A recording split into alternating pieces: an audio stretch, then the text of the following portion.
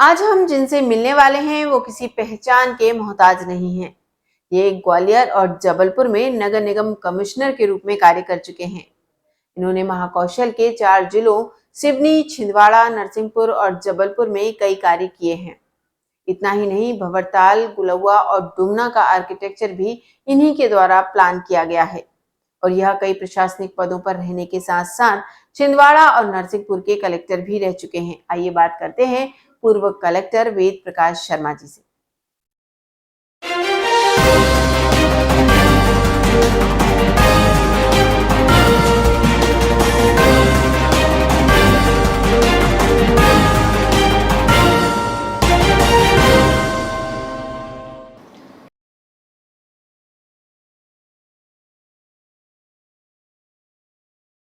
नमस्कार, मैं हूँ रचना श्रीवास्तव। सी टाइम्स में एक बार फिर आप सभी का बहुत बहुत स्वागत है। और आज हम जिनसे मुलाकात करवाने जा रहे हैं वो हैं वेद प्रकाश शर्मा जी, जो कि मध्य प्रदेश कैडर के आईएएस अधिकारी रहे हैं। साथ ही 5 सालों से ज्यादा समय तक नगर निगम के आयुक्त भी रहे हैं।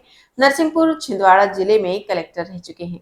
तो आइए बातचीत का सिलसिला शुरू करते हैं। बहुत बहुत स्वागत है आपका हमारे स्टूडियो में। जी नमस्कार, धन्यवाद। मेरा नाम वेद प्रकाश शर्मा है। जी। सर, सबसे पहले ये बताइए कि जबलपुर में विकास की क्या संभावना है? जबलपुर में क्या खास देखते हैं आप? डेवलपमेंट की जो परिभाषा है वो इस तरह से है, क्या हमारे पास है और कैसे हम उसको अनफोल्ड करके हम बड़ा करते हैं या संभावनाओं को निकालते हैं। जी। जबलपुर में नेचर की अकूत संभावना है। पहली बात तो ये है, जी। हम डुमन नेचर पार्क की बात करें या फिर मदन महल पहाड़ी की बात करें, तो एक शहर के अंदर इतने बड़े बड़े इको जोन्स हैं। और दूसरी सबसे खासियत जो जबलपुर की है, यहाँ पे आर्ट, कल्चर और सॉफ्ट स्किल के क्षेत्र में अकूत संभावनाएं हैं। वो पूरा कल्चर का जो फील्ड है, हाँ, वो म्यूजिक की बात हो, drama, dance, film, cinematography, acting, जी। बहुत सारी संभावना है। और ये सारी चीजें जुड़ के जहाँ संभावना हमें दिखती है, उसमें बहुत कुछ एक टूरिज्म का सेक्टर है और सॉफ्ट स्किल की वो सारी चीजें हैं जिसमें वो योगा भी हो सकता है या इस तरह के और कुछ स्किल इम्पार्ट करने की बात हो सकती है। कल्चर फील्ड में हम बहुत सारी संभावनाओं को तलाश सकते हैं, क्यों नहीं हमारे पास फिल्म सिटी हो और इस तरह की बातें हैं। तो जबलपुर की जो संभावना है वो सॉफ्ट स्किल में है और जबलपुर की संभावना सॉफ्ट पावर में है। वैसे भी देश की सबसे बड़ी संभावना सॉफ्ट पावर में है, जिसके आधार पे हम किसी भी ऊंचाई को छू सकते हैं। डेवलपमेंट का मतलब सिर्फ इंफ्रास्ट्रक्चर और इंडस्ट्री नहीं होता है। अगर हम सस्टेनेबल डेवलपमेंट की बात करें तो ये टूरिज्म और सॉफ्ट पावर, सॉफ्ट स्किल की जो बात है, इसका फायदा ये है, ये कभी खत्म नहीं होने वाली चीज है।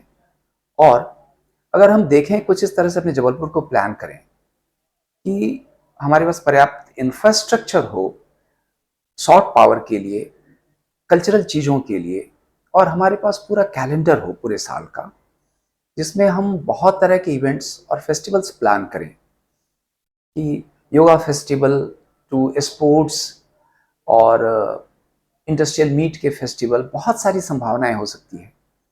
और इस कैलेंडर के हिसाब से यदि पूरे साल हमारे फेस्टिविटीज हों, फेस्टिवल्स हों, तो पूरी दुनिया के लोग हमारे यहाँ न सिर्फ उसको एंजॉय करने के लिए टूरिज्म पर्पज से आएंगे, बल्कि कॉरपोरेट मीटिंग्स आदि भी हमारे यहाँ वो आके ऑर्गेनाइज कर सकते हैं। और इस तरह से हमारा शहर सिटी ऑफ फेस्टिवल्स और सिटी ऑफ इवेंट्स के रूप में बन सकता है। और इस रूप में उस सॉफ्ट पावर को हम एक्सप्लोर करें तो शायद सबसे बड़ी संभावना रोजगार की भी होगी और हम बहुत तेजी से उसमें आगे बढ़ सकते हैं। जरूर उसमें कुछ स्पेसिफिक इंफ्रास्ट्रक्चर पे भी काम करने की आवश्यकता होगी और उस तरह के एकेडमीज और उस तरह की संस्थाओं को भी हमें आगे बढ़ाना होगा। जी। तो क्या वजह है कि आपने राजनीति को चुना? हम लोकतंत्र में रहते हैं और हमेशा हम इस बात को कहते हैं कि लोकतंत्र में लोगों के पार्टिसिपेशन, लोगों के भागीदारी से ही लोकतंत्र मजबूत होता है। और पॉलिटिकल लिटरेसी सबसे पहले होना चाहिए, और पॉलिटिकल लिटरेसी होगा तभी अच्छी भागीदारी, पार्टिसिपेशन होगा। और लोकतंत्र में, या अगर मैनेजमेंट की बात कहें, तो सबसे मुश्किल मैनेजमेंट जो है, वो प्रबंधन जो है, वो राजनीति का है।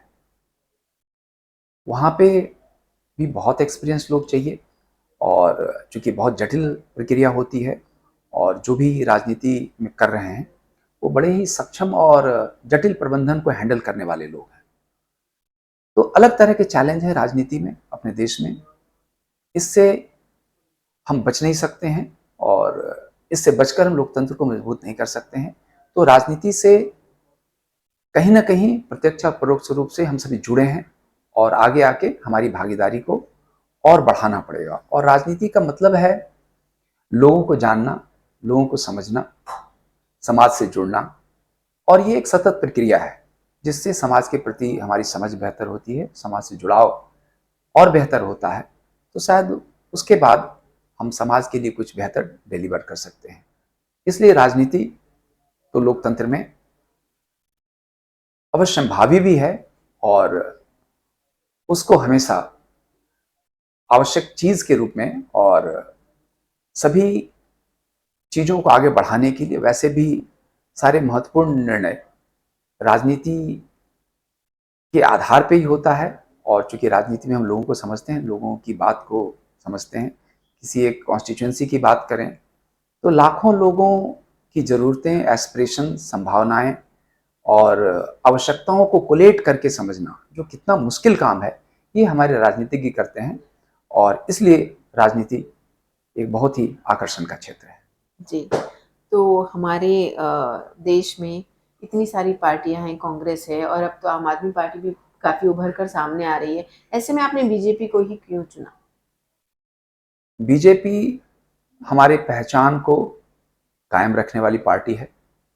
वो हमारी सनातनी पहचान हो, या हमारे पारंपरिक उच्च मूल्यों को फिर से पुनर्स्थापित करने की बात हो, और हमारे राष्ट्र को मजबूत करने की बात हो, तो बीजेपी के आसपास कोई है नहीं।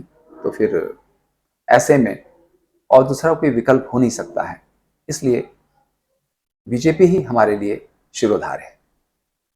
जी, आने वाले विधानसभा चुनाव में क्या संभावना है कि आपको टिकट मिलेगा? नहीं, हमारे लिए कोई संभावना नहीं है। ये तो भारतीय जनता पार्टी डिसाइड करती है जी, कि सामाजिक और राजनीतिक दृष्टि से राष्ट्र के निर्माण के लिए और राष्ट्र की भलाई के लिए किन लोगों को कैसे, कब, कहाँ, किस चीज़ के लिए चयनित करना है, ये तो पार्टी जी, निर्णय लेती है। और पार्टी जो भी करती है, हर कार्यकर्ता के लिए वो शिरोधार्य होता है, और वो उसका पालन करता है। जी। ग्वालियर के प्रदेश कार्य समिति के बड़े मंच पर काफ़ी बड़े-बड़े दिग्गज जहाँ मंत्री मौजूद थे, वहाँ आपने बीजेपी की सदस्यता ली है। तो क्या इसको चुनाव लड़ने की मंशा से जोड़ा जा सकता है?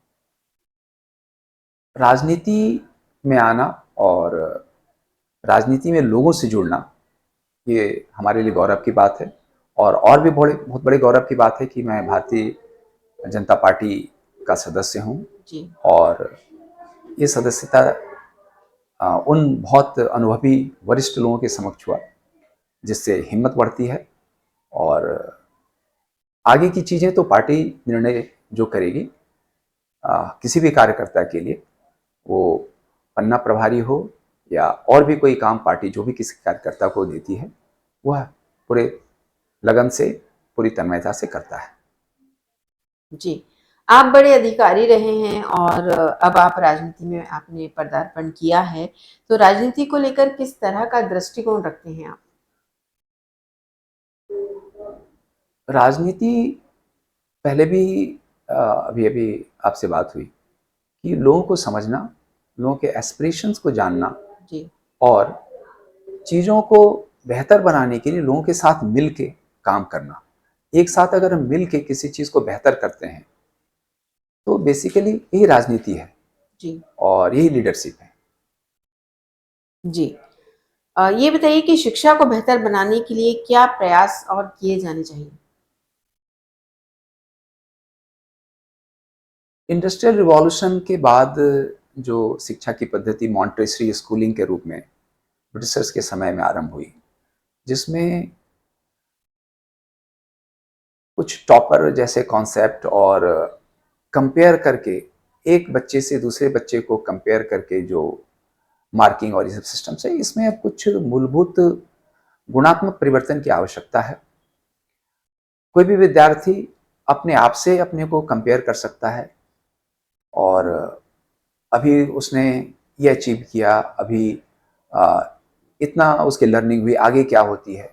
लेकिन ये जो दूसरों से तुलना और कंपटीशन वाली बात है, इसमें कुछ स्ट्रक्चरल परिवर्तन की आवश्यकता है, ताकि हर कोई, क्योंकि हर किसी की संभावना, एप्टीट्यूड, एटीट्यूड और रुचि अभिरुचि अलग होती है, उसके दृष्टि से हमें इंडिविजुअल ओरिएंटेड शिक्षा की ओर जाना होगा, ताकि वो अपने से कंपेयर करे और अपने पोटेंशियल, अपनी संभावनाओं का बेहतर इस्तेमाल कर सके और अपने को उस तरह से बेहतर साबित कर सके। यदि हम कहें कि मछली, घोड़ा, बंदर और भालू को एक साथ हम पेड़ पे चढ़ने की ट्रेनिंग दें या एक साथ तैरने की ट्रेनिंग दें, तो यह बेईमानी होता है। तो ये बहुत ही सरलीकृत तरीका रहा है जो ब्रिटिशर्स ने अपनाया था। अब उसमें हम भारतीयों को और बेहतर करने की ज़रूरत है और निश्चित रूप से नई शिक्षा नीति आई है और इस तरह की चीज़ों से हम और अपने को बेहतर करेंगे। जी, आपने अपने कार्यकाल में ट्रैफिक की समस्या को काफ़ी हद तक सॉल्व किया था, लेकिन वो समस्या अभी भी खत्म नहीं हुई पूरी तरह से। तो आप इसके बारे में क्या कहना चाहेंगे? क्या और हमें चेंजेस करने पड़ेंगे जिससे इस समस्या से निजात मिल सके? इसमें दो बातें हैं। एक तो ट्रैफिक के लिए लेफ्ट टर्न जैसे बहुत सारे काम जबलपुर में हुए उस दौरान, और उससे कई सहूलियत भी मिला और कई चौराहों पे ट्रैफिक जाम लाइट वाइट लगने के कारण भी और लेफ्ट टर्न या चौड़ीकरण सड़कों के कारण हल हुआ। असली चैलेंज है कि हम यातायात के लिए इंफ्रास्ट्रक्चर को कैसे मेंटेन करते हैं। उसमें पार्किंग एक बड़ा चैलेंज है। पार्किंग को हमें उसका नियमन हमें करना ही पड़ेगा। और इसके अलावा जहाँ भी रोड गाड़ियों के चलने के लिए, तो उसका इस्तेमाल एक तो गाड़ियों के लिए होना चाहिए, और साथ ही इंफ्रास्ट्रक्चर को इस तरह भी अब हम डेवलप करें कि रोड हमें पेडेस्ट्रियन यानी पैदल चलने वाले और साइकिल पे चलने वालों के साथ भी शेयर करना होगा। उससे ट्रैफिक पे लोड भी कम होगा और सभी वर्गों को उसमें स्थान मिल पाएगा, उसमें भागीदारी हो पाएगी। अभी हमारे शहर में प्रदेश का सबसे बड़ा फ्लाईओवर बन रहा है और बहुत ही जल्दी ये पूरा होगा। इसका भी बहुत बड़ा फ़ायदा मिलेगा और शहर का बहुत बड़ा कंजेस्टेड एरिया है, उससे डिकंजेस्ट होगा, जबकि बाहर से आने वाली बड़ी गाड़ियाँ वो धड़ल्ले से शहर को क्रॉस करके फ्लाईओवर से या एलिवेटेड रोड्स जो बन रहे हैं उससे निकल जाएंगे। तो काफ़ी आने वाले समय में इसका फ़ायदा जबलपुर को मिलने वाला है। जी, नर्मदा के प्रदूषण को लेकर अभी तक सिर्फ बातें होती आई हैं, पर ज़मीनी स्तर पर कोई ऐसा ठोस हल नहीं मिल पाया है। क्या कहेंगे इस पर? नर्मदा के किनारे जो बड़े शहर हैं उसमें सबसे बड़ा शहर इस पॉकेट में तो जबलपुर ही है। और जबलपुर के पहले के स्ट्रीम में देखेंगे तो नर्मदा जी ज़्यादा स्वच्छ हैं और उसका हल वास्तव में जो वैज्ञानिक तरीके से किसी भी विश्व के शहर में इस तरह की समस्या को टैकल किया गया है, वह सीवर को करने का। और सीवर को करना, एक सीवर को पूरा करना, इम्प्लीमेंट करना एक बड़ा चैलेंज तो है, लेकिन उसको बहुत फास्ट कुछ और भी टेक्नोलॉजी का इस्तेमाल किया जाए जिससे हम क्विकली पूरे शहर के सीवर लाइन घरों से कनेक्ट करके करें, ताकि घरों से निकलने वाला ग्रे और ब्लैक वाटर हम ट्रीट करें और वो नालों में पहुंचने के पहले ट्रीट हो। वास्तव में ये साइंटिफिक तरीका है और विश्व के शहरों ने ऐसे ही किया है। अभी गंगा एक्शन प्लान में भी इसी तरह से बहुत बड़ा काम बनारस में और दूसरे शहरों में हुआ है। हमें उसी दृष्टि से बहुत फास्ट तरीके से करना होगा और फिर इसका हल अपने सामने होगा। जी, आजकल सभी का ज़्यादातर टाइम मोबाइल में व्यतीत हो रहा है। ऐसे में खेलों को लेकर आपकी क्या टिप्पणी है? खेल कितने महत्वपूर्ण हैं जीवन में? हाँ, स्पोर्ट्स तो चाहिए हमारे ओवरऑल डेवलपमेंट के लिए, हमारे पर्सनालिटी के ग्रोथ के लिए, एंटरटेनमेंट के लिए और मेंटल बैलेंस के लिए, टीम वर्क के लिए स्पोर्ट्स के कई फायदे हैं। और इसलिए शहर के कई पॉकेट में स्पोर्ट्स का इंफ्रास्ट्रक्चर होना चाहिए। इंफ्रास्ट्रक्चर होने से भी सिर्फ काम नहीं चलेगा, बल्कि उस इंफ्रास्ट्रक्चर का उपयोग डिजिटली कैसे हम 24 घंटे कर सकते हैं कि कोई भी मोबाइल पे कोई स्लॉट बुक कर लिया और उस समय वो जाके उस इंफ्रास्ट्रक्चर का उपयोग कर रहा है, कलेक्टिवली करे, इंडिविजुअल करे। तो इस दृष्टि से भी आ, बहुत सारे इस तरह के काम की आवश्यकता है जो अलग अलग पॉकेट में हो। अगर एक जगह दो जगह हम बड़े स्पोर्ट्स कॉम्प्लेक्सेस बनाते हैं तो इतने भर से काम नहीं चलेगा, वो तो ज़रूरी है। और शहर के 5, 7, 10 पॉकेट में जब तक बनाएंगे जहाँ आसानी से एक्सेस हो। अब किसी स्टेडियम पे जाने के लिए हमें गाड़ी जाना पड़े, लोग आसपास पैदल जाएं, साइकिल से जाएं, इतनी दूरी पे हो और उस इंफ्रास्ट्रक्चर का वो स्लॉट उनको मालूम हो कि हमारे कब बुकिंग है। 24 घंटे ये सब चीज़ें चलनी चाहिए।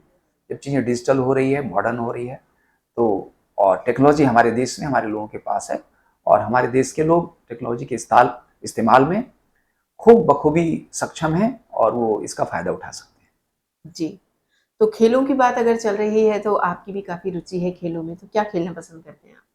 हाँ, मैं क्रिकेट, बैडमिंटन, टेबल जी, टेनिस, कभी-कभी हॉकी भी खेला है। जब भी जी, कुछ मौका मिला है स्पोर्ट्स में आनंद मिलता है। वो न सिर्फ हमें एनर्जाइज़ करता है, बल्कि उससे टीम वर्क भी बनता है। उस दृष्टि से भी सोशलाइज़ेशन के लिए स्पोर्ट्स की महत्ता बहुत बड़ी है। जी। एक सवाल और मैं आपसे करूँगी कि जो राजनीति से जुड़ा हुआ है कि अब के जो विधानसभा चुनाव हाल ही में होने वाले हैं, उसमें बीजेपी की जीत की क्या संभावना आपको नज़र आती है? बीजेपी की जोरदार तैयारी है और हर छोटे-बड़े कार्यकर्ताओं में जो उत्साह है, वही बताता है कि बीजेपी की शानदार विजय होगी और जी, वो कितने रिकॉर्ड इस बार बीजेपी के फेवर में टूटेंगे, कह नहीं सकते। जी। तो चलते-चलते आप हमारे व्यूअर्स को क्या मैसेज देना चाहेंगे? जीवन का उद्देश्य आनंद उठाना है। हम दूसरे को नुकसान पहुंचाए बगैर खूब आनंदित रहें और एंटरटेनमेंट और आनंद के लिए इवन स्टूडेंट्स के लिए भी लागू होता है कि कोई एक दिन जाके बहुत कुछ अचीव करने के बाद हम आनंद लें, ये संभव नहीं है। जी, हम नियमित आनंद लें और नियमित काम करें और इसी से हमारा जीवन बैलेंस्ड भी होता है और हम बेहतर काम करने के लिए तैयार रहते हैं। जी। एक और छोटा-सा सवाल मैं आपसे पूछूँगी कि आप अधिकारी भी रहे हैं और अब आप राजनीति में भी काफ़ी व्यस्त रह रहे हैं। तो मेंटल पीस के लिए आप क्या करते हैं? हाँ, थोड़ा सा मेडिटेशन और भरपूर सोना, कुछ खेल-कूद करना, टहलना, इतना ही पर्याप्त होता है। जी, तो ये आप करते हैं, लेकिन आप हमारे युवाओं को क्या मैसेज देना चाहेंगे कि जो आजकल इतना डिप्रेशन और एंग्ज़ायटी जो फैल रही है, उसके लिए क्या सजेस्ट करेंगे? कैसे बचा जाए इनसे?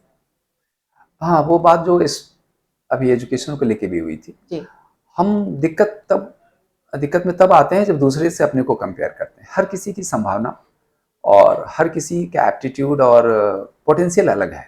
जी, हम अपने को जानें, अपने को पहचानें और हम अपने को इम्प्रूव करते रहें। दिक्कत तब होती है जब हम दूसरों से कंपेयर करते हैं कि हमारे फलां फ्रेंड ने ये अचीव कर लिया, ये हुँ, दिक्कत हो गई और मैं नहीं कर पाया। नहीं कर जी, सकते हैं भई। हर किसी का पोटेंशियल अलग है। हम जो कर सकते हैं वो नहीं कर सकता है, वो जो कर सकता है हम नहीं कर सकते हैं। इससे जो चिंताएँ और डिप्रेशन, खुद पे रिजेक्शन जो फीलिंग आता है, इससे हमें बचना पड़ेगा।